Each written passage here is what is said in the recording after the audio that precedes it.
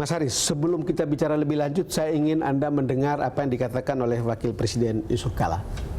Ya, semua informasi harus diteliti. Dengan katakanlah mengadukan hari asal itu bagus. Disitulah hari dapat menjelaskan secara detail pembuktiannya. Itu bagus. Ya. Jadi justru ini dengan dilaporkannya hari itu cara yang paling tepat hari asal itu untuk membuka persoalan secara terang-benderang. Ya. Dan kemudian tentu pihak polisi dan aparat hukum itu menindaklanjuti kalau memang terbukti. Mas Haris, sengaja saya sampaikan soundbite atau statement dari Wakil Presiden Yusuf Kala karena saya lihat atau kita ikuti berita begitu keluar surat yang kemudian tulisan Anda dalam Facebooknya Kontras tentang curhatnya Freddy Budiman, Anda kemudian segera menjadi terlapor. Iya. Karena melanggar undang-undang pencemaran nama baik, termasuk pelanggaran undang-undang transaksi elektronik. Iya. Nah, ini sebuah suara yang beda dengan Anda sebagai seorang terlapor. Apa tanggapan Anda tentang ini? Kalau Pak JK kan bilang proses hukum terhadap saya biarkan saja supaya saya bisa menjelaskan. Ya kalau mau, menurut saya begini, informasi saya dan informasi-informasi yang lainnya ya ditelusuri dengan cara yang tepat. Betul. Masa saya atau siapapun yang melakukan itu misalnya dibawa ke pengadilan, dituduh melakukan tindak pidana, terus mau nggak mau membuktikan, ya nggak begitu. Iya, iya.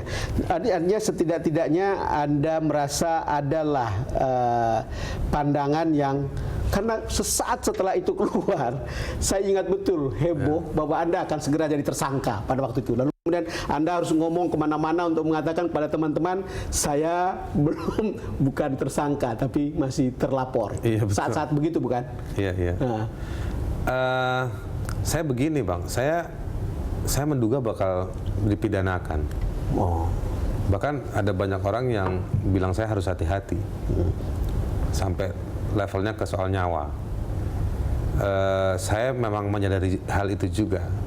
Dan ketika saya sebar, saya berdiskusi dengan sejumlah kawan terbatas di level pengambilan kebijakan di dalam organisasi.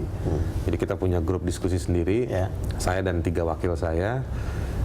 Saya punya proses mengambil kebijakan bersama dengan mereka, diskusi.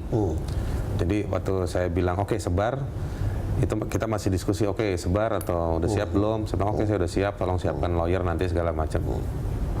Jadi saya memang sudah memikirkan hal itu.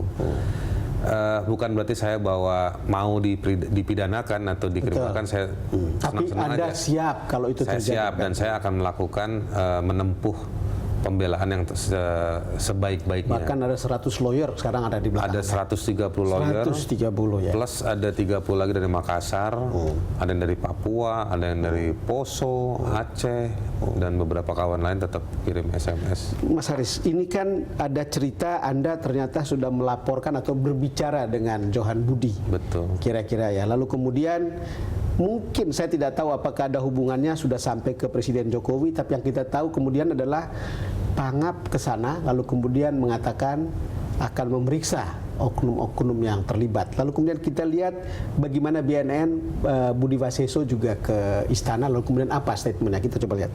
Saya sebentar ini karena kesibukan saya, waktu saya belum bisa bertemu langsung Pak Haris, tapi ada keinginan saya untuk bertemu dengan beliau.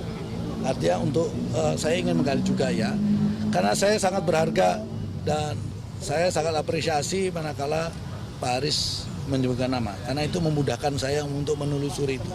Seperti tadi Pak Presiden juga buat tidak boleh pilih kasih dan tidak boleh ya ragu untuk menangani.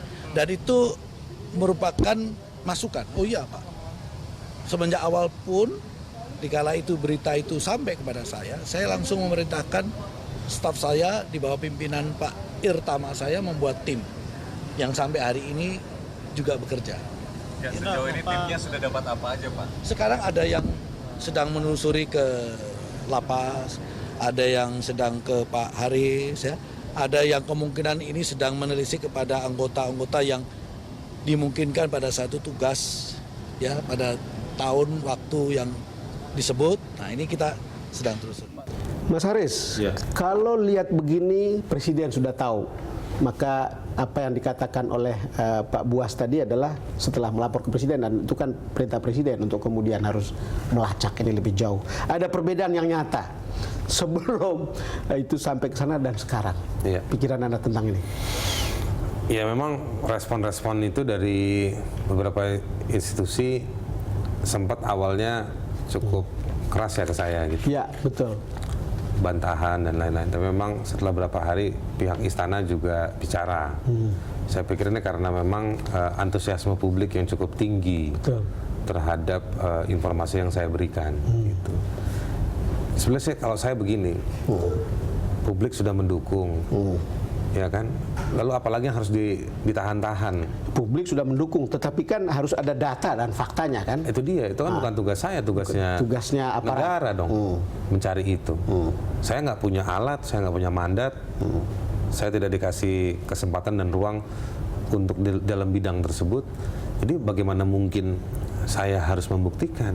Tugas saya memberikan informasi. Oke, tetapi kan Anda katanya pernah ada punya data PPATK tentang betul, pasca saya angkat informasi ini, PPATK pun merilis datanya, merilis informasinya bahwa mereka menemukan angka 3,6 triliun. Itu ada di pemberitaan dari Freddy Budiman ya, 3,6 triliun dari Freddy Budiman, tapi tidak jelas kemana gitu. Terkait dengan dari rekening Freddy Budiman ke sejumlah orang, indikasi bahwa Freddy Budiman membagi-bagikan, tidak hanya bekerja sendiri atau dia dengan sejumlah anak buahnya, tapi dia bekerja juga dengan beberapa orang. Indikasinya sudah ada sejak lama. Mas Haris, kita break lagi. Baik. Pemirsa, kami akan segera kembali.